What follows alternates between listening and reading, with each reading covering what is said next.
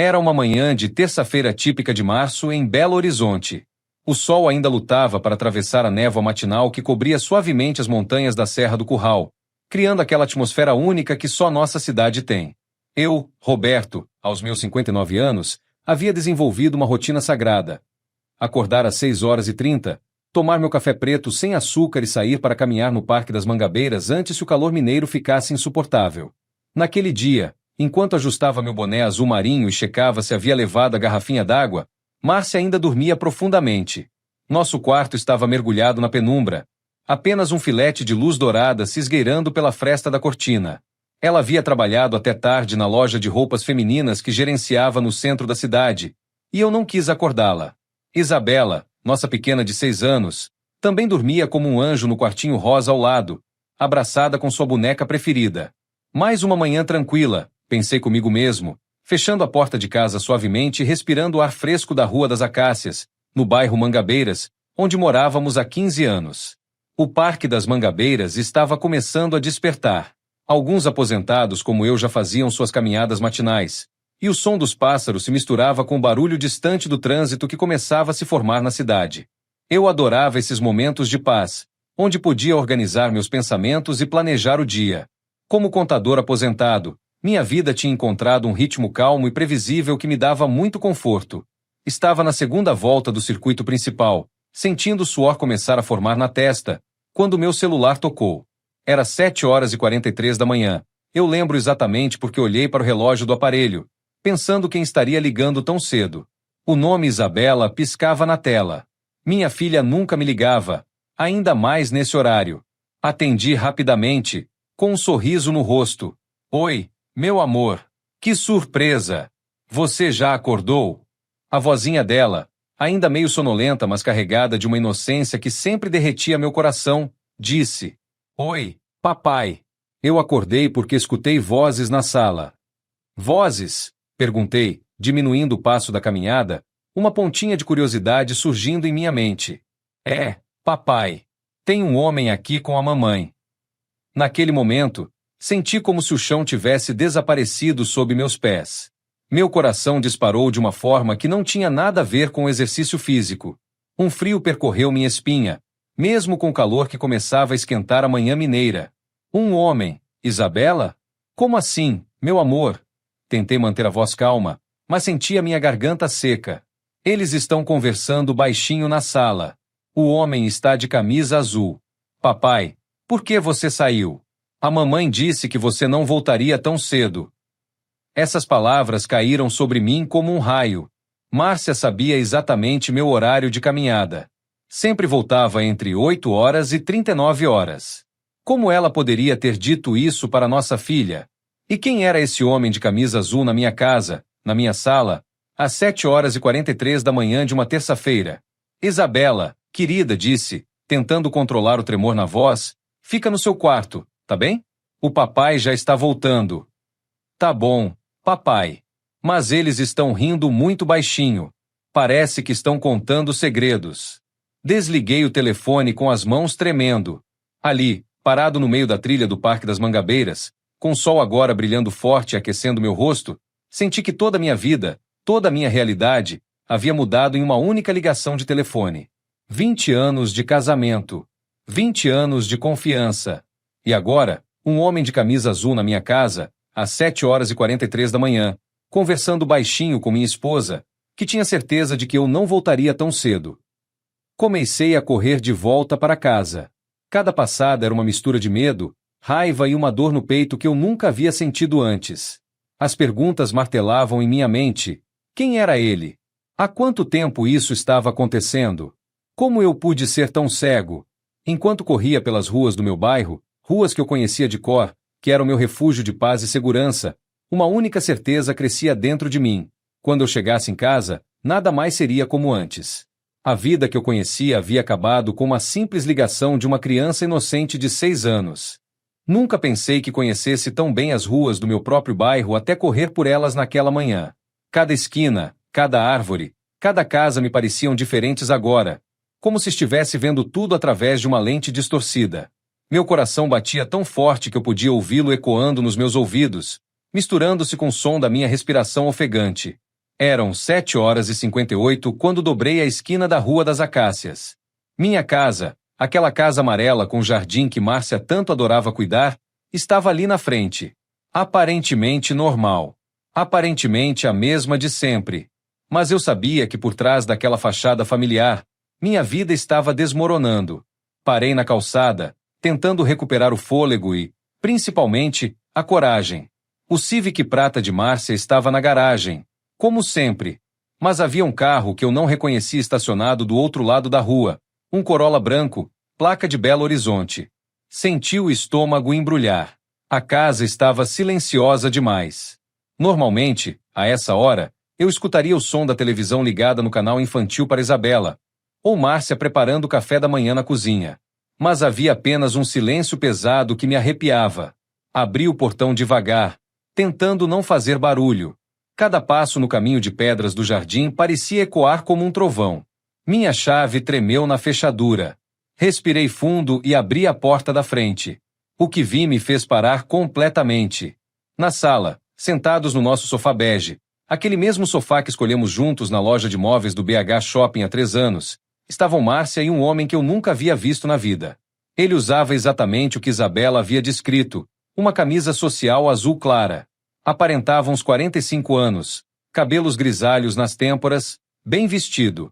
Eles estavam sentados muito próximos mesmo. As pernas de Márcia estavam dobradas no sofá, quase tocando as dele. Ela segurava uma xícara de café, nosso conjunto de xícaras de porcelana branca que ganhamos de casamento, e sorria de uma forma que eu não via há muito tempo. Um sorriso genuíno, descontraído, feliz. O homem dizia algo baixinho que fazia Márcia rir suavemente, cobrindo a boca com a mão como ela sempre fazia quando ficava envergonhada. Era uma intimidade que me cortou como uma lâmina. Eles não me viram imediatamente. Fiquei ali, parado na entrada, como um intruso na minha própria casa. Foram talvez 5 segundos, mas pareceram uma eternidade. 5 segundos onde eu pude ver minha esposa sendo genuinamente feliz com outro homem. Então Márcia olhou para a porta e me viu. A transformação no rosto dela foi instantânea e devastadora. A felicidade desapareceu como se tivesse levado um tapa. Os olhos se arregalaram, o sorriso se desfez, e uma palidez tomou conta de suas bochechas. Ela deixou a xícara cair das mãos. O barulho da porcelana se quebrando no chão ecoou pela sala como um símbolo de tudo que estava se despedaçando naquele momento. "Roberto!" ela exclamou, se levantando de um pulo do sofá. Você voltou cedo." O homem também se levantou, claramente constrangido, ajeitando a camisa. Agora eu podia vê-lo melhor. Ele era bonito, bem cuidado, com perfume caro que eu conseguia sentir dali da porta. Tudo nele gritava sucesso e sofisticação, 2 coisas que eu, aos 59 anos, com minha barriga de contador aposentado e meus cabelos cada vez mais ralos, sentia que havia perdido há muito tempo. "Márcia", minha voz saiu mais rouca do que eu esperava. "Quem é ele?" Ela olhou para o homem, depois para mim, depois para os cacos de porcelana no chão. Suas mãos tremiam. "Roberto, eu posso explicar." "Explicar?" A raiva começou a subir pela minha garganta. Nossa filha de 6 anos me ligou dizendo que havia um homem aqui. Explicar o que exatamente? O homem deu um passo à frente, estendendo a mão. "Olha, eu sou o Carlos. Carlos Mendonça. Sou amigo da Márcia." Não apertei a mão dele. Apenas olhei fixamente nos seus olhos e vi algo que me deixou ainda mais furioso. Pena. Ele sentia pena de mim. "Amigo", repeti a palavra como se fosse venenosa. Que tipo de amigo vem visitar uma mulher casada às 8 horas da manhã quando o marido não está? Nesse momento, ouvi passinhos descendo a escada. Isabela apareceu na sala, ainda de pijama, com os cabelos bagunçados e os olhos cheios de sono. Ela olhou para a cena, os cacos no chão, a tensão no ar, o homem estranho, nós 3 parados como estátuas. "Papai!" Ela correu para mim e se grudou na minha perna. "Você voltou! Por que todo mundo está quieto? E por que a xícara da mamãe quebrou?" Peguei minha filha no colo, sentindo seu peso familiar e seu cheiro de shampoo infantil me dando força. Ela era a única coisa pura naquele momento de horror. "Isabela", disse Márcia com voz trêmula, "vai pro seu quarto, amor. O papai e a mamãe precisam conversar." Mas eu quero ficar com vocês, Isabela protestou, se agarrando mais forte no meu pescoço. Carlos pegou as chaves do carro que estavam na mesa de centro. Eu acho melhor eu ir embora, murmurou. Márcia, a gente conversa depois. E foi aí que eu soube. Não pela forma como ele falou. Não pelo jeito como ela olhou para ele. Mas pela dor no meu peito que era tão intensa que mal conseguia respirar. A gente conversa depois, ele havia dito. Depois de quê? De quantas outras manhãs como essa? De quantas outras vezes que ele esteve na minha casa, sentado no meu sofá, bebendo café nas minhas xícaras, fazendo minha esposa sorrir daquele jeito? Carlos passou por mim na direção da porta, evitando meu olhar. Márcia o acompanhou até a entrada, sussurrando algo que eu não consegui ouvir. Vi pela janela quando ele entrou no Corolla branco e deu a partida. Quando Márcia voltou para a sala, Isabela ainda estava no meu colo, agora brincando com o cordão do meu boné, alheia à tempestade que estava para começar. Roberto, Márcia começou, mas eu a interrompi. Não aqui. Não na frente dela. Levei Isabela para o quarto, liguei o tablet no desenho que ela mais gostava e prometi que faríamos panquecas no café da manhã. Quando voltei para a sala, Márcia já havia recolhido os cacos da xícara, mas as lágrimas escorriam pelo seu rosto. Há quanto tempo? Perguntei, sem rodeios. Ela não respondeu imediatamente, apenas ficou ali segurando os cacos na mão, como se não soubesse o que fazer com eles. Roberto, por favor. Há quanto tempo, Márcia? Ela se assustou com meu grito e deixou os cacos caírem novamente.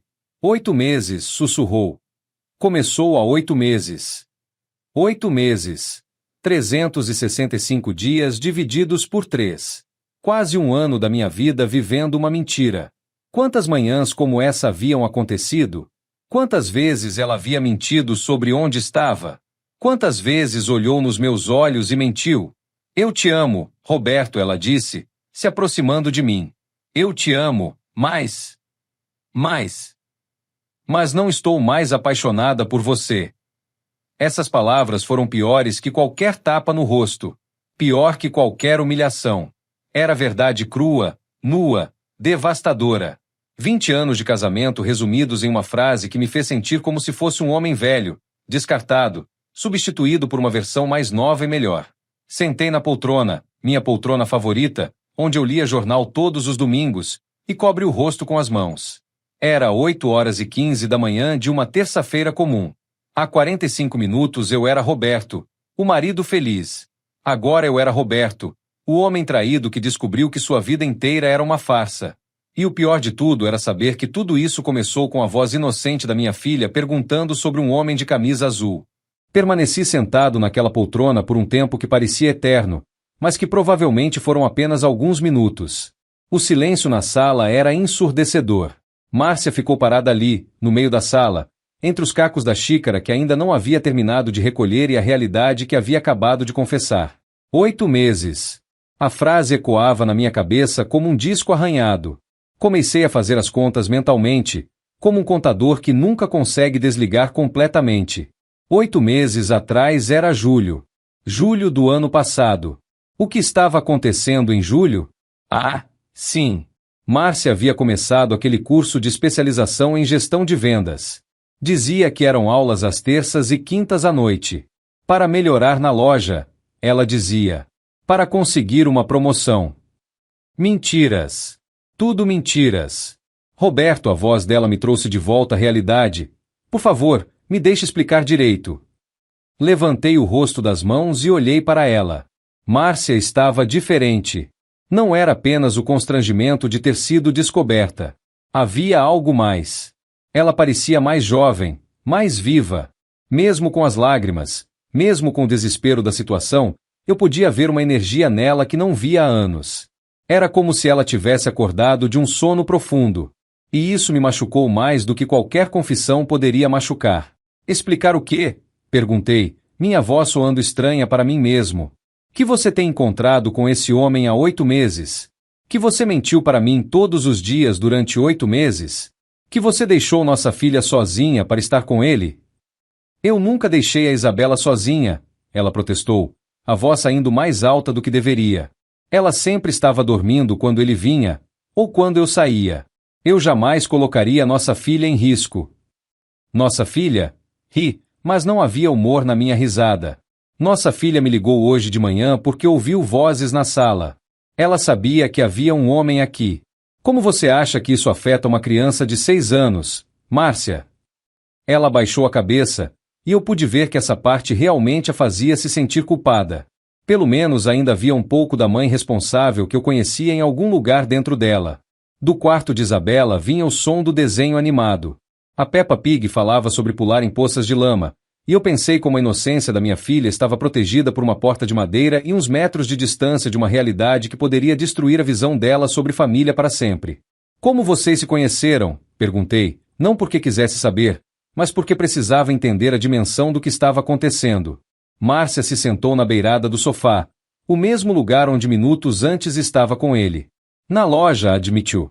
Ele é representante comercial. Vende para várias lojas da região. Começou a ir na nossa loja em janeiro do ano passado para oferecer uma linha de roupas femininas importadas. Janeiro do ano passado. 15 meses atrás.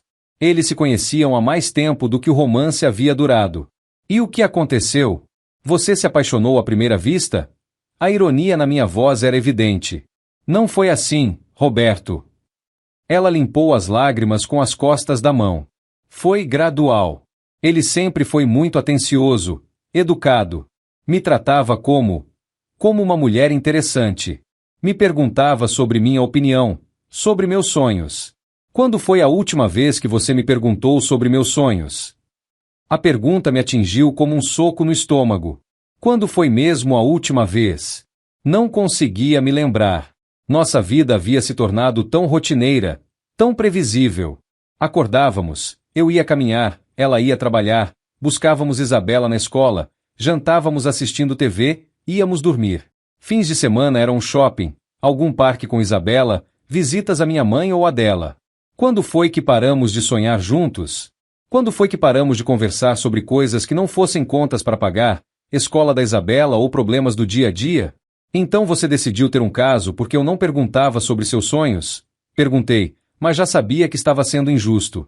Eu decidi ter um caso porque me senti viva de novo, ela respondeu com uma honestidade brutal. Roberto, nós viramos colegas de quarto. Você percebe isso? Há quanto tempo a gente não conversa de verdade? Há quanto tempo a gente não ri juntos? Há quanto tempo você não me olha como se eu fosse uma mulher desejável? Cada palavra era uma facada. Porque, no fundo, eu sabia que ela tinha razão. Aos poucos, sem perceber, nós havíamos nos transformado em dois estranhos que dividiam a mesma casa, a mesma conta bancária, a mesma filha. Mas não dividíamos mais sonhos, risos, paixão. Você poderia ter conversado comigo sobre isso, murmurei. Poderíamos ter tentado resolver. Tentado como, Roberto? Você teria parado de me ver como a mãe da Isabela e a mulher que cuida da casa e voltado a me ver como a Márcia? Não soube responder porque, sinceramente, não sabia se a resposta seria sim. Nesse momento, Isabela apareceu na porta da sala, arrastando sua boneca de pano. Papai, você não falou das panquecas, disse com aquela cara de decepção que só crianças conseguem fazer. Olhei para ela, meus olhos castanhos, o nariz da Márcia, o sorriso que era uma mistura de nós dois, e senti um aperto no peito. Como íamos explicar para uma criança de 6 anos que a família dela estava se desfazendo? Como íamos fazer isso sem destruir sua confiança no amor, no casamento, na ideia de que as pessoas que amamos não nos abandonam? Claro, meu amor, disse, me levantando da poltrona. Vamos fazer as panquecas mais gostosas do mundo. Márcia se ofereceu para ajudar, mas eu neguei com a cabeça. Precisava de um tempo para pensar, e cozinhar sempre me acalmava. Levei Isabela para a cozinha, e enquanto ela se sentava no banquinho alto para me ajudar a mexer a massa, minha mente trabalhava freneticamente. Qual seria meu próximo passo? Gritar? Chorar? Pedir para ela escolher entre mim e ele? Ameaçar pedir o divórcio? Tentar reconquistá-la? Papai, por que a mamãe estava chorando? Isabela perguntou, lambendo a colher de pau cheia de massa. Às vezes os adultos ficam tristes, meu amor, mas não é nada que você precise se preocupar. O homem de camisa azul fez a mamãe chorar. Parei de mexer a massa. Como uma criança de 6 anos conseguia ser tão perspicaz? Por que você acha isso, Isabela? Porque quando ele estava aqui, a mamãe estava sorrindo. Depois que você chegou, ela ficou triste. Então deve ser culpa sua, papai. A inocência brutal de uma criança. Para ela, a matemática era simples. Homem de camisa azul igual mamãe feliz. Papai chega igual mamãe triste. Logo, papai é o problema. E talvez ela não estivesse completamente errada. Enquanto as panquecas fritavam na frigideira, com Isabela contando sobre o desenho que assistiu, eu tomei uma decisão. Não sabia se era a decisão certa, mas era a única que fazia sentido naquele momento. Eu não ia gritar. Não ia fazer cenas. Não ia transformar aquela terça-feira em um campo de batalha na frente da minha filha. Eu ia descobrir quem era Carlos Mendonça. Ia entender o que ele tinha que eu havia perdido. E ia decidir se ainda havia algo em mim que valia a pena lutar para reconquistar minha esposa, ou se era hora de aceitar que meu casamento havia chegado ao fim. Mas primeiro, ia comer panquecas com minha filha e fingir, por pelo menos mais algumas horas, que ainda éramos uma família normal. Porque algumas manhãs de terça-feira começam com uma caminhada no parque e terminam com você questionando toda a sua vida. E às vezes, a única coisa que você pode fazer é fazer panquecas e tentar não deixar que uma criança de 6 anos perceba que o mundo dela está desmoronando. Após o café da manhã, se é que panquecas às 9h30 da manhã podem ser chamadas de café da manhã, Márcia disse que precisava ir trabalhar. Claro que precisava. Provavelmente Carlos estaria esperando uma ligação, ou uma mensagem, ou quem sabe outro encontro para conversarem sobre o que havia acontecido. Roberto, a gente precisa conversar mais tarde, disse ela, pegando a bolsa e as chaves do carro. Quando a Isabela estiver dormindo. Apenas balancei a cabeça. Não confiava na minha voz naquele momento. Depois que ela saiu, fiquei sozinho com Isabela, que estava colorindo um desenho na mesa da sala. O mesmo lugar onde, 1 hora antes, minha vida havia desmoronado. Olhei para ela, tão concentrada em escolher a cor certa para pintar uma borboleta, e pensei como as crianças têm essa capacidade incrível de viver no presente. Para ela, aquela manhã já era passado. O importante agora era se a borboleta seria rosa ou amarela. Isabela, o papai vai no escritório um pouquinho, tá bom? Você fica aqui assistindo TV. Posso assistir Netflix? Seus olhos brilharam com a possibilidade. Pode, mas só desenho. Subi para o pequeno escritório que montei no quarto de hóspedes. Lá estava meu computador, meus livros de contabilidade, meus certificados emoldurados na parede, vestígios de uma carreira que me deu estabilidade financeira, mas que talvez tenha me tornado um homem previsível demais. Abri o notebook e fui direto ao Google. Carlos Mendonça, representante comercial, Belo Horizonte. Os resultados apareceram rapidamente. LinkedIn, Facebook, até mesmo um site de uma empresa de representação comercial onde ele era sócio. Cliquei no LinkedIn primeiro. Carlos Mendonça, 44 anos. Formado em administração pela PUC Minas. Especialização em comércio exterior. Sócio da empresa CM Representações Limitada. A foto do perfil mostrava o mesmo homem que eu havia visto na minha sala. Sorriso confiante, cabelos grisalhos bem cuidados, terno impecável. Mas foi quando li a seção sobre que senti uma punhalada no estômago, apaixonado por desafios, viagens e por descobrir o potencial único em cada pessoa. Acredito que a vida é feita de conexões verdadeiras e momentos especiais. Conexões verdadeiras. Momentos especiais.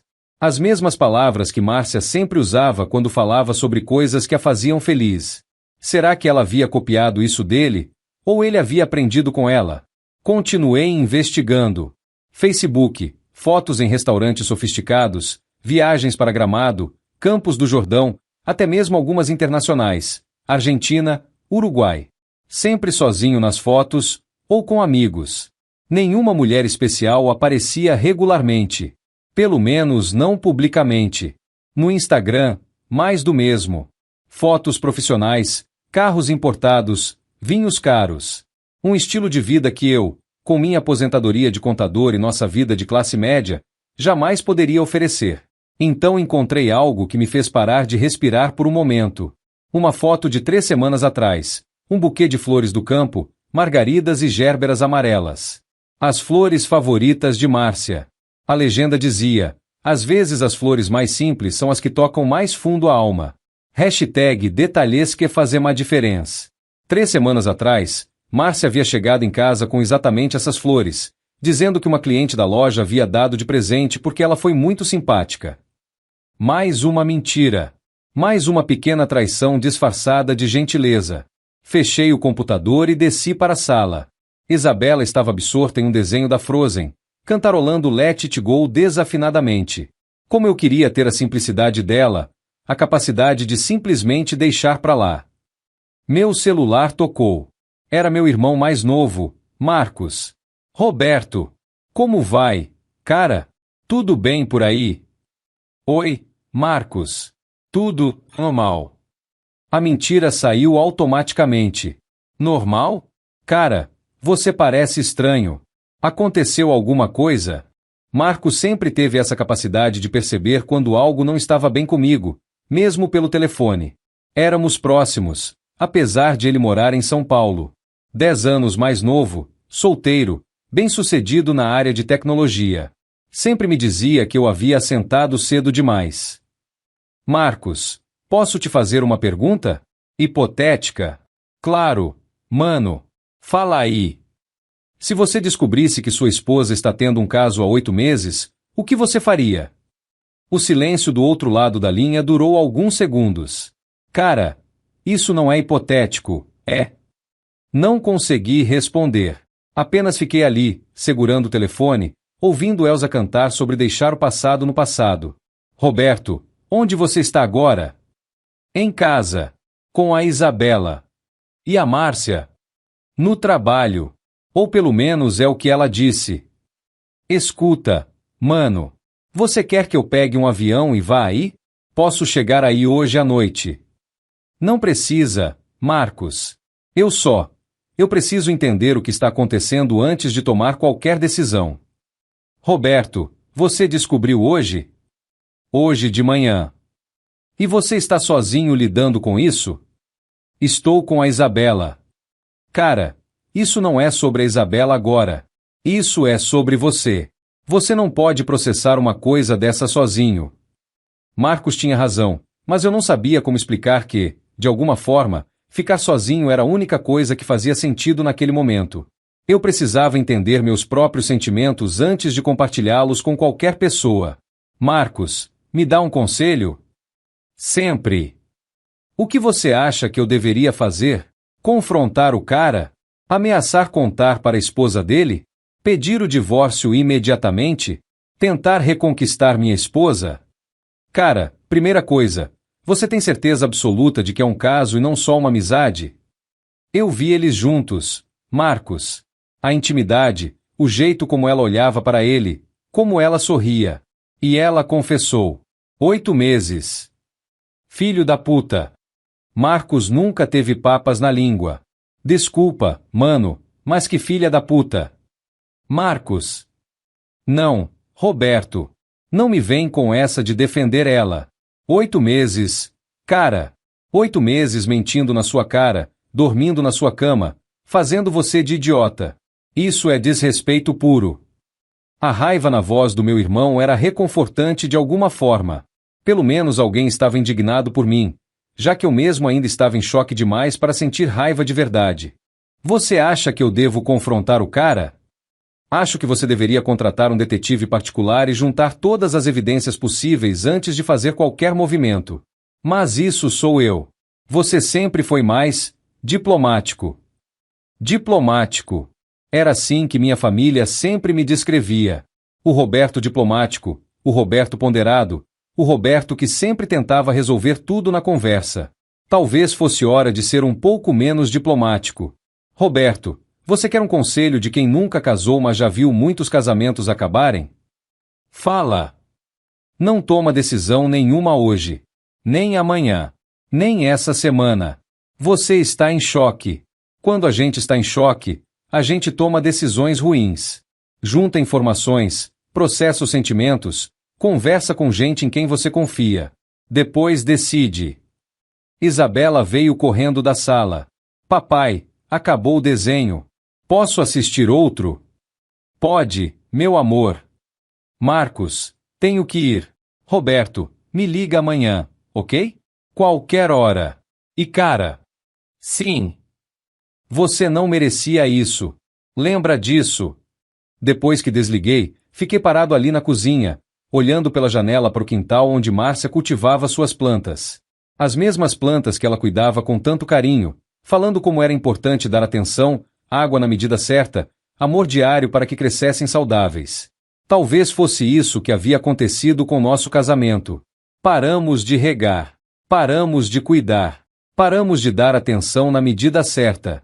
E quando uma planta não recebe cuidado em casa, ela procura nutrientes em outro lugar. Mas isso justificava 8 meses de mentiras? Justificava fazer nossa filha de 6 anos participar involuntariamente dessa farsa? Olhei o relógio. 11h47 em menos de 4 horas, minha vida havia mudado completamente. E a parte mais assustadora era que eu ainda não sabia se sentia mais traído ou aliviado por finalmente entender por que Márcia havia se tornado uma estranha na nossa própria casa. O telefone tocou novamente. Era ela. Alô? Roberto, você está bem? Como está a Isabela? Estamos bem. Mentira automática. Roberto, eu cancelei meus compromissos da tarde. Posso ir em casa? A gente precisa conversar. Olhei para Isabela, que agora estava assistindo Moana e tentando imitar a dança da personagem. Márcia, o que você quer conversar exatamente? Silêncio. Sobre nós, Roberto. Sobre o que vai acontecer agora. Márcia chegou em casa às 14h30. Eu sei porque olhei para o relógio da cozinha no momento exato em que eu vi a chave girando na fechadura. Isabela estava cochilando no sofá, exausta depois de 2 horas imitando as danças da Moana. A casa estava em um silêncio que parecia pesar toneladas. Ela entrou devagar, como se estivesse pisando em ovos. Usava aquela blusa verde que eu sempre dizia que ficava bonita nela, e por um segundo me perguntei se havia escolhido propositalmente para esta conversa, ou se era só coincidência. Ela está dormindo? Sussurrou, apontando para Isabela. Cochilando. Vai acordar daqui a pouco. Márcia se sentou na poltrona, a mesma onde eu havia desabado pela manhã, e eu permaneci de pé, encostado na parede. Não queria sentar. Sentar significaria aceitar que teríamos uma conversa longa, e eu não tinha certeza de que estava preparado para isso. Roberto, eu não planejei que fosse assim, começou ela, as mãos nervosas brincando com a alça da bolsa. Como você planejou então? Eu não sei. Talvez eu nunca tenha planejado nada. Talvez tenha apenas acontecido. 8 meses não apenas acontecem. Márcia, 8 meses são uma escolha. Todos os dias, por 8 meses, você escolheu mentir para mim. Ela fechou os olhos, como se minhas palavras doessem fisicamente. Você está certo. E eu sei que isso não serve de desculpa, mas eu nunca quis te machucar. Então por que não terminou comigo antes de começar com ele? A pergunta ficou no ar por um tempo. Márcia olhava para as próprias mãos, como se a resposta estivesse escrita nas linhas da palma. Porque eu não queria destruir nossa família. Porque eu pensei que talvez fosse só uma fase, que passaria. Porque eu tinha medo. Medo de quê? Medo de admitir que não somos mais felizes juntos. Essas palavras me atingiram como um soco no estômago. Não porque fossem cruéis, mas porque eram verdadeiras. Quando foi a última vez que fomos realmente felizes juntos? Não felizes com Isabela, não felizes como uma família funcionando bem, mas felizes como casal?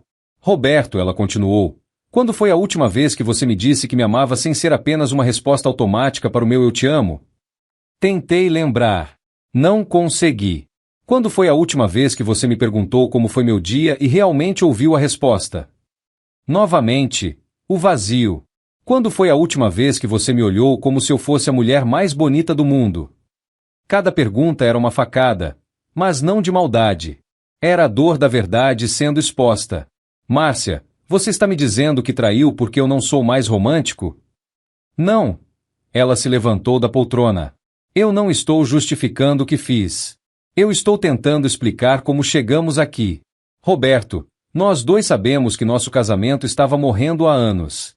A diferença é que eu encontrei alguém que me fez lembrar que eu ainda estou viva, e você se acomodou. Me acomodei? A raiva finalmente começou a subir. Eu trabalho desde os 18 anos para dar uma vida boa para minha família. Eu pago todas as contas desta casa. Eu cuido da Isabela. Eu nunca te neguei nada. Como isso é se acomodar? Roberto, quando foi a última vez que você sonhou com alguma coisa? Com uma viagem, com um projeto, com qualquer coisa que não fosse aposentadoria e estabilidade? A pergunta me deixou sem resposta porque, de novo, ela tinha razão. Em algum momento da vida, eu havia parado de sonhar. Meus objetivos se tornaram manter o status quo: casa paga, carro funcionando, plano de saúde em dia, dinheiro na poupança para emergências. E o Carlos? Perguntei, tentando desviar o foco da minha falta de sonhos. O que ele tem de tão especial? Márcia hesitou, e eu pude ver nos olhos dela que ela não queria responder, mas que também não podia mentir mais. Ele me faz sentir interessante. Me pergunta sobre meus planos, meus medos, meus sonhos. Ele acha graça das minhas piadas. Ele me trata como se eu fosse a pessoa mais fascinante que ele já conheceu. Cada palavra era uma lâmina, porque eu sabia que, nos últimos anos, eu havia parado de achar Márcia fascinante.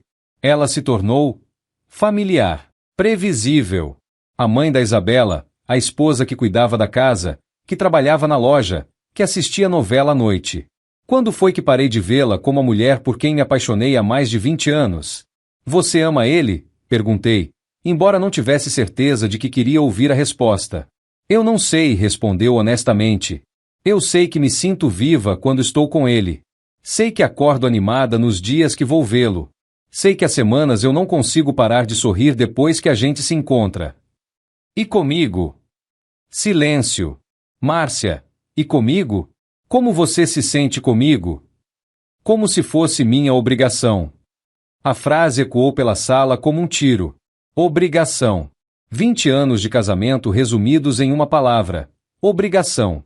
Nesse momento, Isabela se mexeu no sofá, resmungou algo dormindo e virou para o outro lado. Nós dois paramos de falar, como se a presença dela nos lembrasse do que estava em jogo além dos nossos sentimentos feridos. E agora? Perguntei depois que tive certeza de que ela não havia acordado. Não sei, Roberto. Eu realmente não sei. Você quer se separar? Eu não quero destruir a família da Isabela. Isso não responde minha pergunta. Márcia se sentou novamente e começou a chorar silenciosamente. Não era um choro dramático, era o choro de quem está exausta de mentir, exausta de fingir, exausta de viver uma vida que não a faz feliz. Roberto, eu quero ser feliz. Eu quero acordar de manhã e sentir que vale a pena levantar da cama. Eu quero me olhar no espelho e gostar da mulher que eu vejo. E há muito tempo eu não consigo fazer isso aqui, com você. Mas você consegue com ele. Sim. A honestidade dela era brutal, mas eu preferia isso às mentiras dos últimos 8 meses. Márcia, se você fosse embora hoje, se decidisse ficar com ele, você acha que seria feliz? Ela pensou por um longo tempo. Eu acho que seria mais feliz do que sou agora. E a Isabela? A Isabela sempre vai ter 2 pais que a amam, separados ou juntos. Mas ela vai crescer numa família quebrada. Ou ela vai crescer vendo que é possível recomeçar quando as coisas não estão funcionando. Que é possível buscar a felicidade mesmo quando isso significa tomar decisões difíceis. Fiquei ali parado, olhando para minha esposa, uma mulher que eu havia amado profundamente, mas que em algum lugar do caminho eu havia parado de conhecer realmente. E ela estava certa. Nós dois sabíamos que nossa família já estava quebrada há muito tempo. Só estávamos mantendo as aparências por medo, por comodismo, por Isabela. Márcia, você quer que eu lute por você? A pergunta saiu da minha boca antes que eu pudesse pensar nela. E quando saiu, percebi que era isso que eu realmente queria saber. Se ainda havia uma chance, se ela queria que eu tentasse me tornar novamente o homem por quem ela se apaixonou. Ela me olhou com uma tristeza infinita nos olhos. Roberto, você lutaria por mim ou pela ideia do nosso casamento? Não soube responder. Porque, honestamente, não tinha certeza da diferença. Se você não sabe a resposta, continuou ela, então já temos nossa resposta. Isabela se mexeu no sofá novamente e abriu os olhos. Mamãe, você voltou.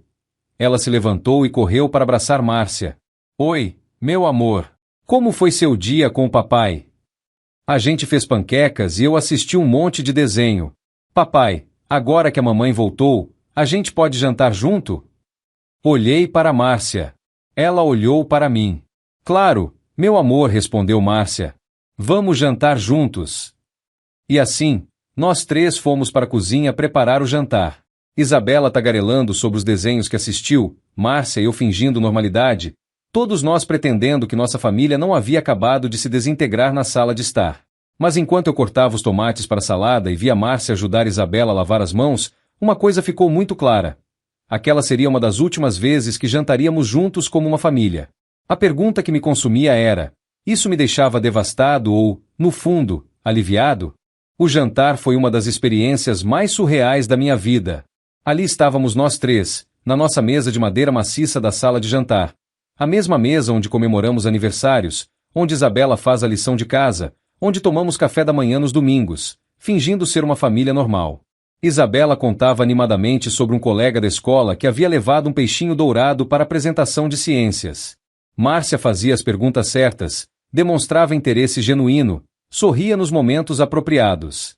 Eu mastigava o frango assado, que ela havia preparado exatamente como eu gosto, sem páprica demais, e tentava processar como era possível manter tamanha normalidade depois da conversa que tivéramos. Papai, você está bem? Você não falou quase nada, Isabela observou, com aquela perspicácia assustadora das crianças. Estou bem, meu amor. Só cansado. Você não foi trabalhar hoje? Não, princesa. O papai está aposentado, lembra? Não trabalho mais. Então por que você está cansado? Márcia e eu trocamos um olhar rápido. Como explicar para uma criança de 6 anos que o cansaço não vem apenas do trabalho físico? Que existe um tipo de exaustão que vem de descobrir que sua vida inteira era diferente do que você imaginava? Às vezes a gente fica cansado por outros motivos. Isabela, Márcia respondeu suavemente. O papai teve um dia cheio de pensamentos importantes. Depois do jantar, demos banho na Isabela juntos, como sempre fazíamos. Ela brincava com os patinhos de borracha enquanto Márcia lavava seus cabelos e eu segurava a toalha para secá-la. Uma rotina de família que havíamos repetido centenas de vezes, mas que agora carregava um peso diferente, porque ambos sabíamos que talvez fosse uma das últimas. Amanhã tem escola, né, mamãe? Isabela perguntou enquanto eu a secava. Tem sim, meu amor. E vocês vão me levar juntos? Claro, respondeu Márcia rapidamente, mas eu vi a hesitação em seus olhos. Depois que colocamos Isabela na cama, ela insistiu que eu lesse uma história e Márcia desse o beijo de boa noite. Nos encontramos na cozinha lavando a louça. Um silêncio pesado pairava entre nós, cheio de coisas não ditas e decisões que precisavam ser tomadas. Roberto, Márcia quebrou o silêncio. A gente precisa decidir algumas coisas práticas. Como o quê? Como onde eu vou dormir hoje? Como vamos explicar para Isabela se eu não estiver aqui amanhã de manhã? Como vamos lidar com a escola, com os compromissos, com... Você vai embora hoje? Ela parou de secar o prato que tinha nas mãos. Eu não sei. Eu não pensei nisso ainda. Eu não tenho um plano, Roberto. Eu nunca quis que chegássemos neste ponto. Mas chegamos. Chegamos. Sentamos na mesa da cozinha, a mesma onde tomávamos café da manhã todos os dias há 15 anos. Era estranho como os objetos da casa continuavam os mesmos, mas tudo havia mudado de significado. Márcia, onde você ficaria se saísse daqui hoje? Eu poderia ficar na casa da minha irmã por alguns dias, até a gente decidir como fazer isso direito. E o Carlos? Ele sabe o que aconteceu hoje? Ela hesitou. Eu liguei para ele depois que cheguei na loja. Contei que você havia descoberto. E o que ele disse? Que respeitaria qualquer decisão que eu tomasse. Que não queria pressionar. Que esperaria o tempo que fosse necessário. Claro que ele diria isso. Claro que o Carlos seria compreensivo e paciente e perfeito em mais esse aspecto. Roberto, posso te fazer uma pergunta? Pode. Se eu ficasse, se terminasse com o Carlos agora e a gente tentasse reconstruir nosso casamento, você conseguiria me perdoar? A pergunta me pegou desprevenido. Conseguiria? Conseguiria olhar para ela todos os dias e não pensar no homem de camisa azul na nossa sala? Conseguiria beijá-la sem imaginar os beijos que ela deu nele? Conseguiria fazer amor com ela sem me perguntar se ela estava comparando? Eu não sei, respondi honestamente. Talvez com tempo, terapia, muita conversa. Talvez. E você? Conseguiria ficar aqui sabendo que existe alguém lá fora que te faz sentir viva? Eu também não sei. Ficamos ali sentados, dois adultos de meia-idade tentando descobrir como desfazer uma vida construída juntos sem destruir completamente o que sobrou de amor e respeito entre nós. Roberto, eu tenho uma proposta. Fala. Que tal se eu saísse de casa por 2 semanas? Fico na casa da minha irmã. Você fica aqui com a Isabela. A gente conta para ela que a mamãe precisa cuidar da tia Cláudia que está doente. Não é mentira completa. Ela realmente está se recuperando da cirurgia do apêndice. Durante essas 2 semanas, nós dois pensamos no que realmente queremos. E depois das 2 semanas? Depois das 2 semanas, a gente se encontra e decide se vai tentar de novo ou se vai começar o processo de separação de forma civilizada. A proposta era sensata, adulta, madura, tudo o que nossa situação precisava ser, considerando que tínhamos uma filha pequena no meio de tudo isso. E durante essas 2 semanas, você vai continuar vendo Carlos? Não. Durante essas 2 semanas, eu não vou ver nenhum dos dois. Vou tentar entender o que eu realmente quero, sem influência de ninguém. Tá bom. Tá bom mesmo, ou você está concordando porque não sabe o que mais dizer? Tá bom mesmo. Eu acho que preciso de um tempo para processar tudo isso também. Para entender se quero lutar pelo nosso casamento ou se eu também quero recomeçar. Márcia assentiu, e por um momento, vi nela mulher sensata e responsável por quem me apaixonei há mais de 20 anos.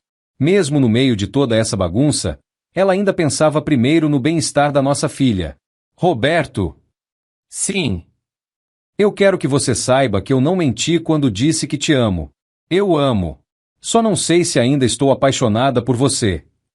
Eu também te amo, Márcia. E também não sei se ainda estou apaixonado por você, ou se só me acostumei a te amar. Era a coisa mais honesta que havíamos dito um para o outro em anos. Márcia subiu para o quarto e arrumou uma mala com roupas para alguns dias. Eu fiquei na cozinha, olhando pela janela para o quintal onde ela cultivava suas plantas, tentando me acostumar com a ideia de que a partir de amanhã acordaria sozinho nesta casa. Quando ela desceu com a mala, nos abraçamos na porta da frente. Foi um abraço longo, carregado de 20 anos de história, de amor, de decepções, de memórias boas e ruins. Um abraço de despedida temporária que poderia se tornar permanente. Cuida bem da nossa menina, disse ela. Sempre. E Roberto? Sim. Cuida bem de você também. Vi o Civic prata se afastar pela Rua das Acácias até desaparecer na esquina. Então fechei a porta, subi as escadas e fui dar uma olhada na Isabela, que dormia profundamente abraçada com sua boneca, completamente alheia ao fato de que acordaria amanhã em um mundo onde sua mãe não estaria lá para fazer seu café da manhã. Sentei na beirada da cama dela por alguns minutos, apenas observando sua respiração tranquila, e me perguntei como íamos explicar para ela que às vezes os adultos precisam de um tempo para descobrir como voltar a ser felizes. Mas por hoje, bastava que ela dormisse em paz. Amanhã seria outro dia, e eu teria que descobrir como ser pai solteiro pela primeira vez em 6 anos. A primeira manhã sozinho com Isabela foi um caos absoluto. Acordei às 6h30, como sempre fazia para minha caminhada, mas obviamente não podia deixar uma criança de 6 anos sozinha em casa. Fui até o quarto dela às 7h, o horário que Márcia sempre acordava, e me deparei com uma menina que definitivamente não era uma pessoa matinal. Não quero acordar, papai. Cadê a mamãe? A pergunta que eu sabia que viria, mas para a qual eu não estava preparado. A mamãe foi cuidar da tia Cláudia, lembra? Ela está doentinha depois da cirurgia. Mas ela volta hoje? Não, meu amor. Ela vai ficar alguns dias lá. Isabela fez uma cara de desapontamento que partiu meu coração. Então começou a chorar, não um choro dramático, mas aquela choradeira manhosa de criança que não entende porque sua rotina mudou. Eu quero a mamãe. Ela que me dá banho de manhã. Foi aí que me dei conta. Eu nunca havia dado banho matinal na Isabela. Márcia sempre fazia isso enquanto eu tomava meu café e lia as notícias no celular. Eu era responsável pelo banho da noite, pelas brincadeiras, pelas histórias antes de dormir. A rotina matinal era território dela. Tá bom, princesa. O papai vai dar seu banho. Vai ser divertido. Não foi divertido. Foi molhado, confuso e levou o dobro do tempo. Isabela reclamou que eu não enxaguei direito o shampoo, que a água estava muito quente, depois muito fria, e que eu havia esquecido de levar a toalha com cheirinho que ela gostava. Depois veio o café da manhã. Abri a geladeira e percebi que não tinha a menor ideia do que Isabela comia pela manhã. Cereal? Pão com manteiga? Fruta? Iogurte? Papai, eu quero aquele cereal que a mamãe faz com banana e mel. Que cereal? Que banana? Que mel? Eu me senti como um turista na minha própria casa. Depois de 20 minutos reviravando a despensa, encontrei um cereal integral, algumas bananas meio maduras e um potinho de mel. Improvisando, fiz uma mistura que parecia comestível. Isabela olhou para a tigela com desconfiança. Não é igual ao da mamãe. Mas está gostoso, não está? Experimenta. Ela experimentou, fez uma cara de estar aceitável e comeu sem muito entusiasmo. Às 8h15, já estávamos atrasados para a escola. Márcia sempre deixava Isabela pronta às 8h para sairmos às 8h10. Eu ainda estava tentando encontrar o uniforme limpo, que estava no cesto de roupas passadas, que eu nem sabia que existia, a mochila dela, embaixo da mesa da sala, e o tênis escolar, na lavanderia, ainda molhado da chuva de ontem. Papai, você esqueceu de escovar meu cabelo. Escovei o cabelo dela no carro, no estacionamento da escola, enquanto outras mães me olhavam com aquele mix de pena e julgamento que só mães conseguem fazer. Pai solo pela primeira vez? Perguntou uma mulher simpática enquanto caminhávamos para a entrada. É meio óbvio assim, respondi, tentando arrumar o rabo de cavalo torto da Isabela. Tranquilo. A gente toda já passou por isso. Vai melhorar. Depois de deixar Isabela na escola, não sem antes ela me lembrar 3 vezes que eu não podia esquecer de buscá-la às 17h30 e que quarta-feira tinha educação física e ela precisava levar a camiseta branca, voltei para casa. A casa vazia. Pela primeira vez em 20 anos, eu estava completamente sozinho na minha própria casa durante o dia. Sem Márcia arrumando alguma coisa, sem o som da TV ligada no programa da manhã, sem o barulho familiar de alguém preparando almoço. O silêncio era ensurdecedor. Sentei na mesa da cozinha com uma xícara de café, que fiz mais forte que o normal porque ninguém reclamaria, e tentei processar os últimos 2 dias. 48 horas atrás, eu era Roberto, o homem casado, com uma vida previsível e confortável. Agora eu era Roberto, o pai solo temporário, tentando descobrir onde Márcia guardava as meias limpas da Isabela. Meu celular tocou. Era Marcos. E aí, mano? Como foram as coisas ontem? A Márcia saiu de casa ontem à noite. Caralho! Como você está? Confuso. Exausto. E são apenas 9h da manhã. E a Isabela? Está na escola. E eu descobri que sou completamente inútil como pai solo. Não sabia nem que cereal ela come no café da manhã. Marcos. Roberto, você não é inútil. Você só não estava acostumado com essa parte da rotina. Vai aprender. Vai? Como você sabe? Porque eu conheço você. Você sempre foi o cara que se adapta, que resolve as coisas. Lembra quando o pai morreu e você tomou conta de tudo? Lembra quando você teve que aprender a ser contador porque não tinha dinheiro para fazer outra faculdade? Você sempre dá um jeito. Marcos tinha razão. Eu sempre tinha sido o cara que se virava, que encontrava soluções. Mas isso aqui era diferente. Isso não era só sobre resolver problemas práticos. Era sobre ser pai e mãe ao mesmo tempo para uma criança que não entendia porque sua rotina mudou. Marcos, posso te fazer uma pergunta? Sempre. Você acha que eu sou um homem interessante? Como assim? A Márcia disse que o Carlos a faz sentir interessante. Que ele acha ela fascinante. Quando foi a última vez que alguém me achou fascinante? Roberto. Não, sério. Quando foi a última vez que eu contei uma história que fez alguém rir? Quando foi a última vez que eu disse algo inteligente, ou engraçado, ou inspirador? Cara, você está sendo muito duro consigo mesmo. Estou sendo realista. Eu me tornei um homem chato, previsível. Talvez a Márcia tenha razão de querer algo mais. Roberto, Para com essa merda. Você não é chato. Você é confiável. Você é presente. Você é um bom homem. Se ela não consegue ver isso, o problema é dela. Mas e se não for suficiente ser um bom homem? E se for preciso ser também interessante, aventureiro, surpreendente? Então você aprende a ser essas coisas também. A resposta do meu irmão me fez pensar. Será que era possível? Será que eu conseguia descobrir como ser mais do que apenas confiável e previsível? Passei o resto da manhã organizando a casa, lavando roupas, e descobrindo que existia uma separação específica para roupas brancas, coloridas e delicadas que eu nunca havia prestado atenção, e tentando decifrar a agenda da Isabela que estava grudada na geladeira. Na agenda, descobri coisas que me assustaram. Quarta-feira era dia de educação física, quinta-feira ela tinha aula de natação. Natação? Sexta-feira era reunião de pais, que Márcia sempre ia sozinha, e no sábado ela tinha uma festinha de aniversário de uma coleguinha, da qual eu nunca havia ouvido falar. Liguei para Márcia. Alô? A voz dela soou distante. Oi, Márcia. Desculpa incomodar, mas preciso entender algumas coisas da rotina da Isabela. Claro, pode falar. Perguntei sobre a natação, às quintas às 15 horas no clube, não esquecer da touca e óculos, sobre a festinha, presente não pode passar de R$ 50, está na agenda, sobre a reunião de pais, é sobre o projeto da feira de ciências. Roberto, você está bem? Parece nervoso. Estou descobrindo que não sabia nem metade das coisas sobre a rotina da nossa filha. Roberto, não se culpe por isso. Você sempre foi mais presente à noite e nos fins de semana. Eu que cuidava mais da parte escolar e das atividades. Mas agora eu preciso saber de tudo. E você vai aprender. A Isabela pode te ajudar também. Ela sabe a rotina dela melhor que qualquer um. Depois que desliguei, fiquei pensando em como era estranho conversar com Márcia agora.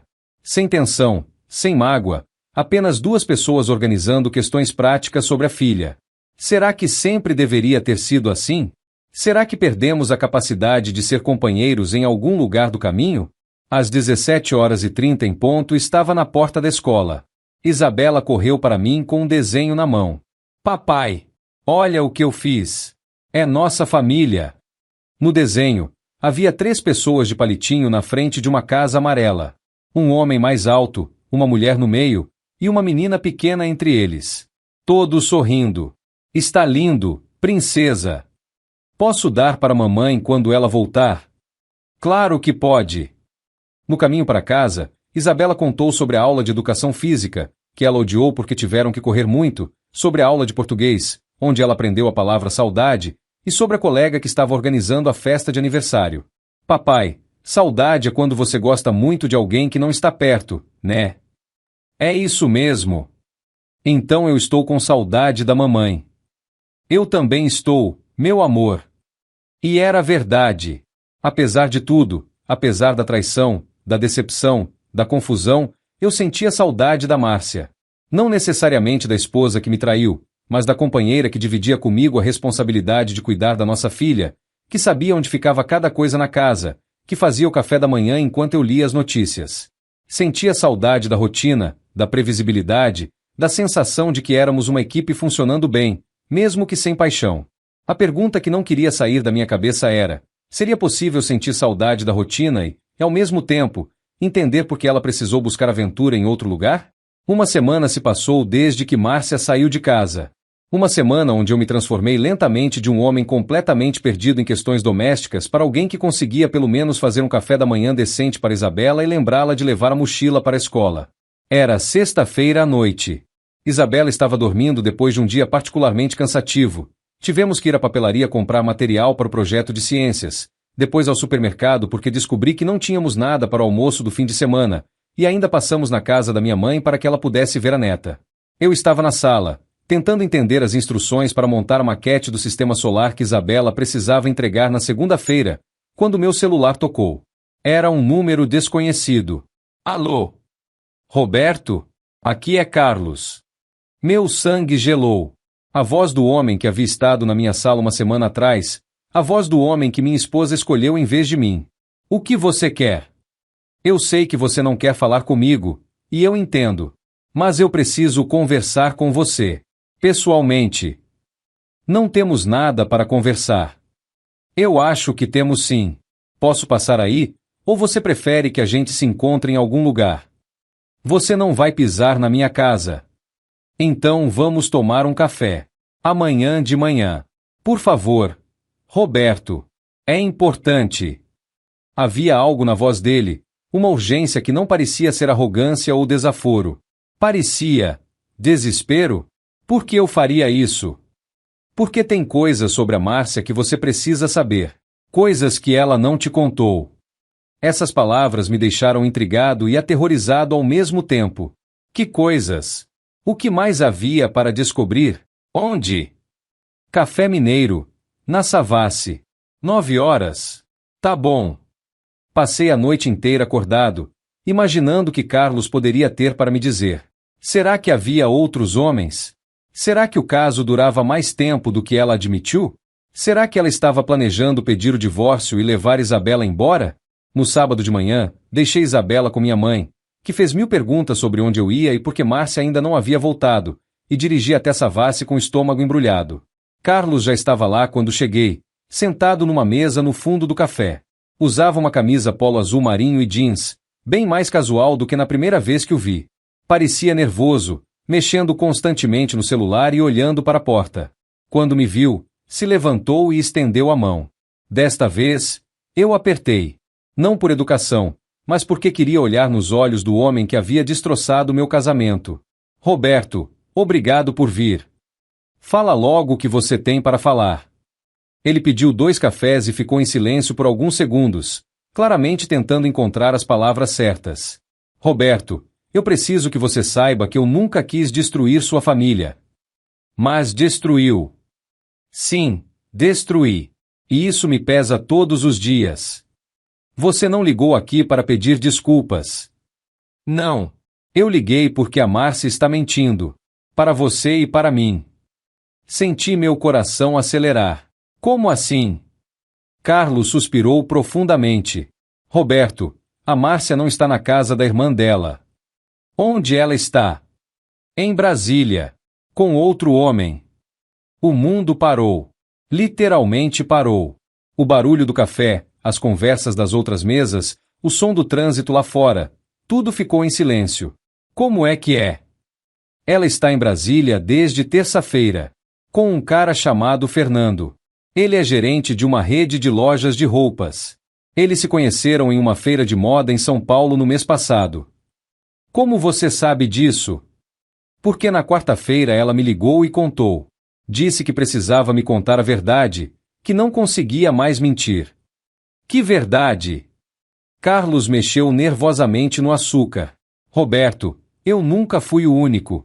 Desde que nos conhecemos, a Márcia sempre deixou claro que tinha outros relacionamentos.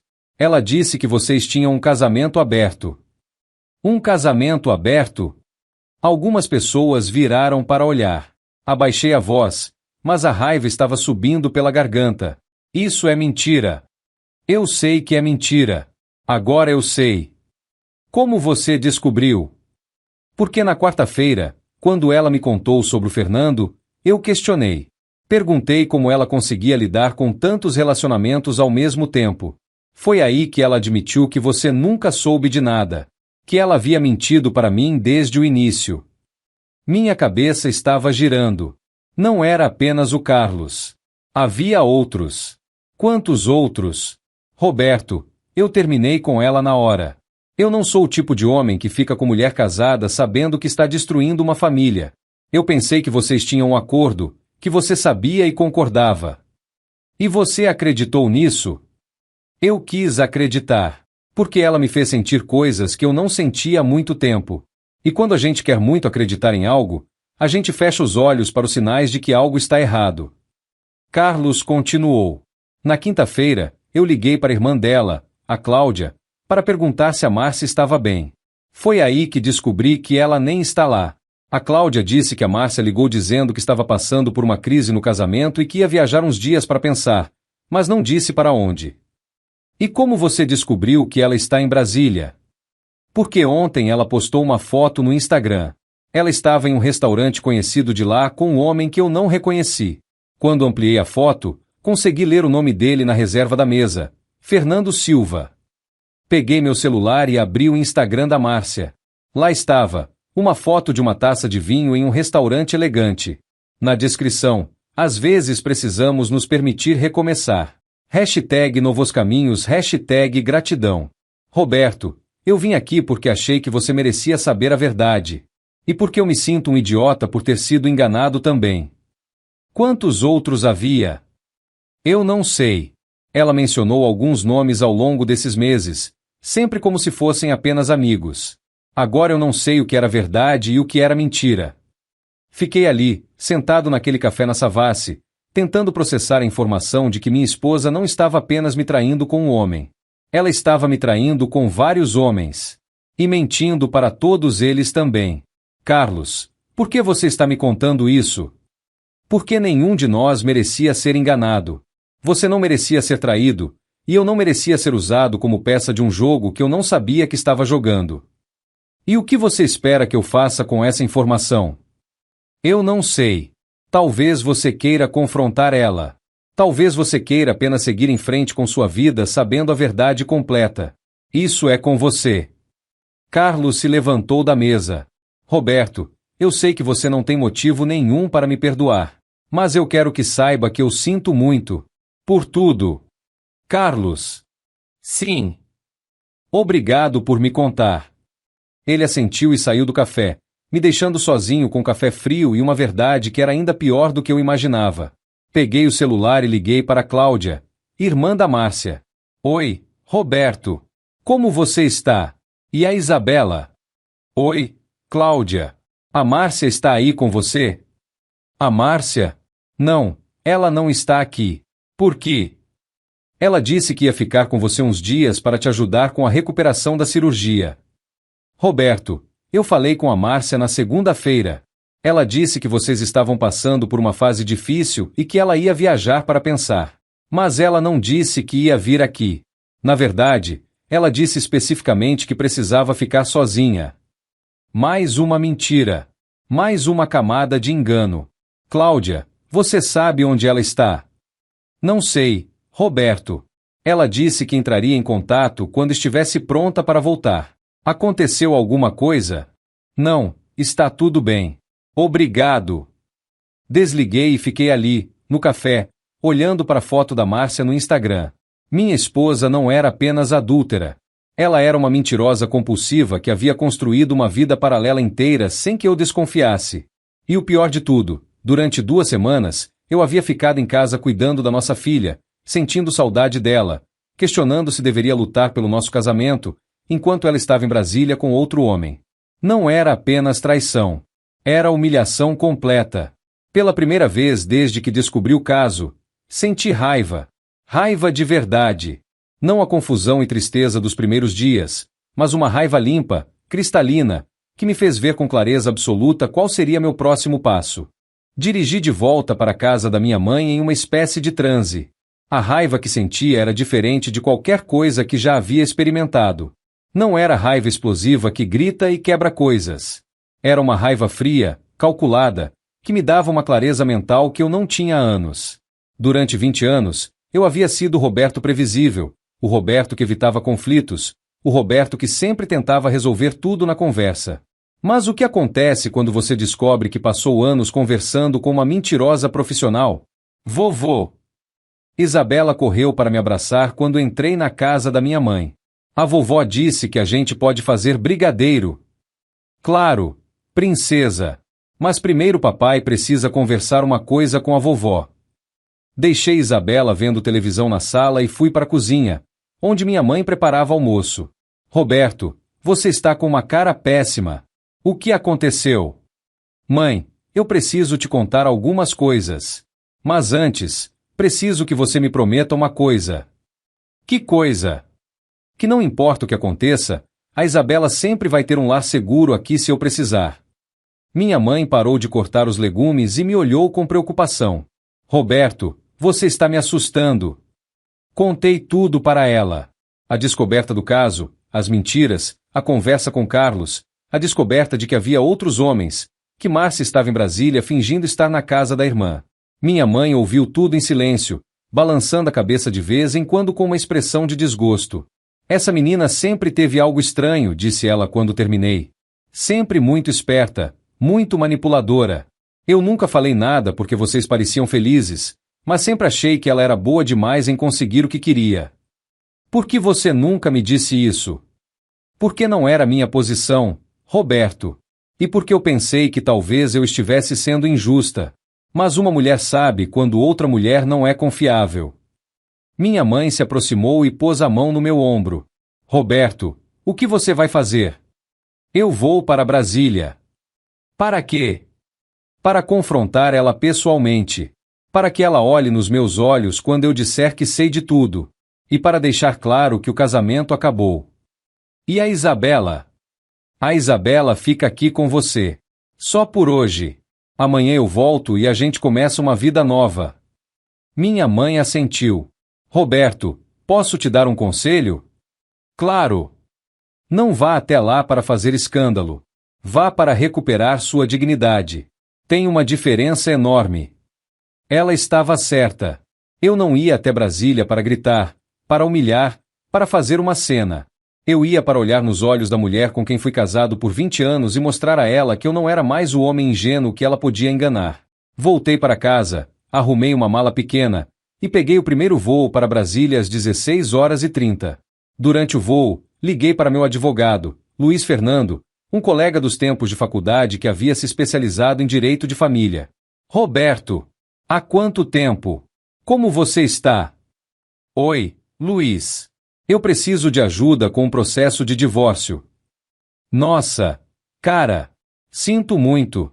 O que aconteceu? Contei uma versão resumida da história. Roberto, você tem provas? Tenho conversas de WhatsApp, fotos do Instagram e 2 testemunhas, o ex-amante e a irmã dela, que podem confirmar as mentiras. Isso é suficiente. Você quer pedir divórcio litigioso por infidelidade? Quero. E quero a guarda da minha filha. Considerando o padrão de comportamento dela, temos boas chances. Ela está trabalhando? Está. Bom. Documenta tudo, Roberto. Todas as mentiras, todos os gastos suspeitos, tudo. Quando você voltar, a gente agenda uma reunião e começa o processo. Valeu, Luiz. Roberto? Sim. Sinto muito. Cara, você não merecia isso. Cheguei em Brasília às 19h. Peguei um Uber direto para o hotel que aparecia marcado na localização de uma das fotos da Márcia no Instagram. Hotel Nacional, na Asa Norte. Era um hotel caro, definitivamente não algo que ela poderia pagar com o salário da loja. Na recepção, usei uma técnica que aprendi em filmes, mas nunca pensei que usaria na vida real. Boa noite. Sou Roberto Silva. Minha esposa Márcia está hospedada aqui, mas eu perdi o número do quarto dela. Deixe-me verificar, disse a recepcionista. Márcia Silva? Isso. Não temos nenhuma Márcia Silva hospedada. Talvez esteja em nome do acompanhante dela? Fernando Silva. A moça verificou novamente. Temos Fernando Silva no quarto 1204. Meu estômago se revirou. Ela estava registrada como se fosse esposa dele. Obrigado. Peguei o elevador até o 12º andar. Meu coração batia forte, mas não de medo ou nervosismo. Batia forte de determinação. Cada batida do coração era como uma contagem regressiva para o momento em que eu finalmente recuperaria minha dignidade. Parei na frente do quarto 1204 e bati na porta. Ouvi vozes lá dentro, depois passos. A porta se abriu e lá estava ela. Márcia, minha esposa de 20 anos usando um roupão do hotel, com o cabelo molhado, claramente recém-saída do banho. A expressão de choque no rosto dela foi algo que eu vou carregar para sempre. Roberto? O que você? Como você? Oi, Márcia. Ou posso te chamar de Senhora Silva, já que aparentemente você está casada com Fernando agora. Roberto, eu posso explicar. Não precisa explicar mais nada. Eu já sei de tudo. Sei do Carlos, sei do Fernando, sei dos outros. Sei que você mentiu sobre estar na casa da sua irmã. Sei que você inventou a história do casamento aberto. Sei que nossa filha de 6 anos está em Belo Horizonte perguntando quando a mamãe vai voltar, enquanto você está aqui brincando de casinha com seu novo namoradinho. Um homem apareceu atrás dela. Fernando. Mais alto que eu, mais novo, usando apenas uma bermuda. Claramente constrangido com a situação. Márcia, quem é ele? É meu marido, ela disse, a voz saindo como um sussurro. Seu ex-marido, corrigi. A partir de segunda-feira, quando meu advogado protocolar o pedido de divórcio. Fernando ficou visivelmente desconfortável. Cara, eu não sabia que você existia. Ela me disse que era divorciada há 2 anos. Olhei para Márcia. Mais uma mentira. Quantas mentiras você consegue contar ao mesmo tempo? Márcia, como você consegue lembrar de todas? Roberto, por favor. Por favor, o quê? Por favor, não conte para ele que você ainda é casada? Por favor, não conte que tem uma filha de 6 anos? Por favor, continue fingindo que sou idiota? As lágrimas começaram a escorrer pelo rosto dela. Roberto, eu posso explicar tudo isso. Não precisa mais explicar nada, Márcia. Eu entendi tudo. Você não é uma mulher que se apaixonou por outro homem. Você é uma mentirosa compulsiva que constrói vidas paralelas como se fosse um hobby. Não é assim. É exatamente assim. E sabe o que é o pior? Não é nem a traição. É descobrir que durante 20 anos eu fui casado com uma pessoa que não existe. A Márcia que eu conhecia era só mais uma das suas mentiras. Fernando se aproximou. Roberto, é isso? Cara, eu juro que não sabia que ela era casada. Se eu soubesse, nunca teria me envolvido. Eu sei que você não sabia. O Carlos também não sabia. Nenhum de nós sabia quem ela realmente era. Olhei para Márcia pela última vez. Márcia, quando você decidir voltar para Belo Horizonte, pode ir direto para o advogado. A partir de agora, toda a comunicação entre nós vai ser através dos advogados. E sobre a Isabela, eu vou pedir a guarda completa. E acho que vou conseguir. Roberto, você não pode fazer isso. Ela é minha filha. Sua filha que você abandonou para brincar de esposa com outro homem. Sua filha que está uma semana perguntando quando a mamãe volta, enquanto você posta fotos no Instagram falando de novos caminhos. Virei as costas e comecei a andar em direção ao elevador. Roberto! Ela gritou atrás de mim. Roberto, espera! Não parei. Não me virei. Entrei no elevador e apertei o botão do térreo. Era a primeira vez em 20 anos que eu havia saído por cima de uma discussão com a Márcia. E sabia que seria a última vez que precisaria fazer isso. No voo de volta para Belo Horizonte, senti uma sensação que não experimentava há muito tempo. Orgulho de mim mesmo. Não orgulho arrogante, mas a satisfação de ter agido com dignidade, de ter recuperado meu autorrespeito, de finalmente ter parado de ser vítima. Aos 59 anos, eu estava descobrindo que ainda era possível surpreender a mim mesmo. 3 meses se passaram desde aquela noite em Brasília. 3 meses que me transformaram mais do que os últimos 10 anos juntos. Estou sentado no escritório do Luiz Fernando, meu advogado, numa manhã ensolarada de junho. Sobre a mesa, os papéis do divórcio finalmente assinados. Márcia nem sequer contestou. Depois do confronto no hotel, ela entendeu que não tinha como disputar coisa alguma. Roberto, parabéns. Você é oficialmente um homem livre, disse Luiz, guardando os documentos. E tem a guarda completa da Isabela, como queria. Como ela reagiu quando assinou? Com resignação. Acho que ela finalmente entendeu a dimensão do que fez. Ela tem direito a visitas supervisionadas, mas até agora não exerceu. Isso me deixou triste pela Isabela, mas não surpreso. Márcia sempre foi boa em desaparecer quando as coisas ficavam difíceis. Pelo menos desta vez, eu estava preparado. E a questão financeira? Como vocês não tinham regime de comunhão universal e a casa está no seu nome, ela não tem direito a nada dos bens. Só vai continuar pagando a pensão para Isabela, que é a obrigação dela como mãe. Saí do escritório do advogado e dirigi até a escola da Isabela. Era quinta-feira, dia da apresentação do projeto de ciências, o sistema solar que nós montamos juntos nas últimas semanas. Nossa maquete não era a mais bonita da turma, mas havia algo especial nela. Cada planeta havia sido pintado por nós dois. Cada etiqueta havia sido escrita pela Isabela com minha ajuda. Cada fio que segurava os planetas havia sido medido e cortado com cuidado. Papai! Isabela correu para mim no pátio da escola, carregando uma fita vermelha. Ganhamos segundo lugar.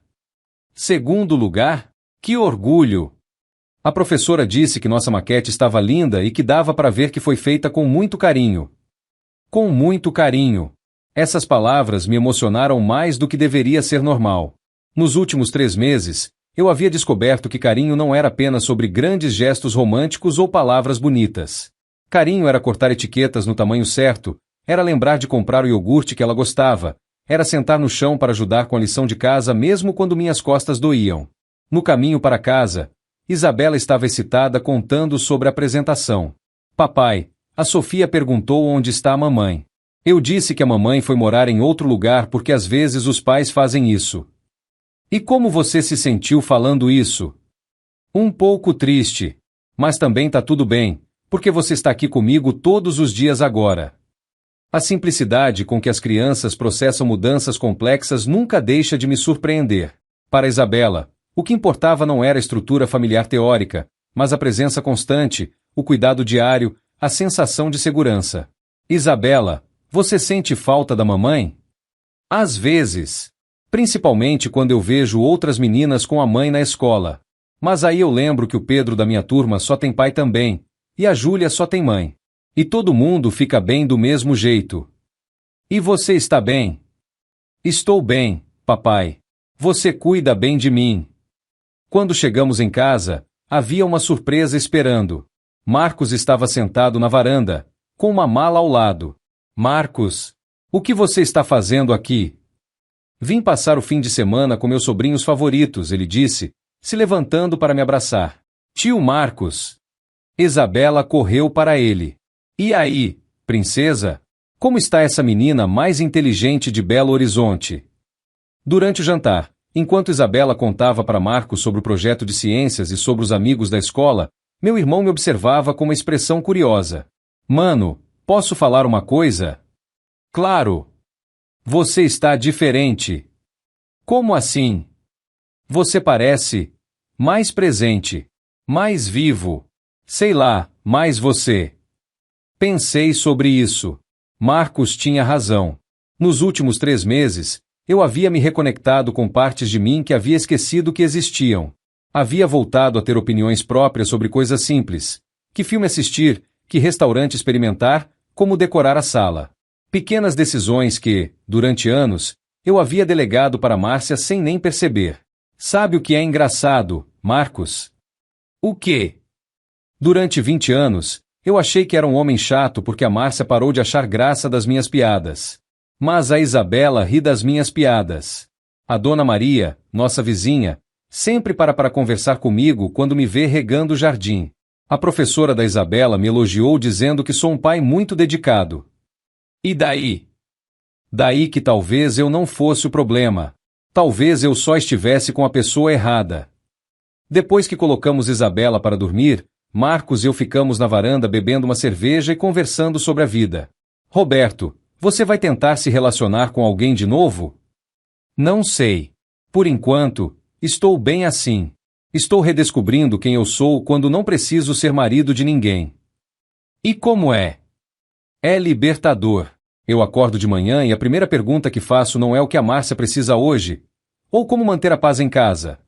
A primeira pergunta é o que eu e a Isabela vamos fazer de divertido hoje. E vocês fazem coisas divertidas? Fazemos. Sábado passado fomos ao zoológico. Domingo fizemos pipoca e assistimos 3 filmes seguidos.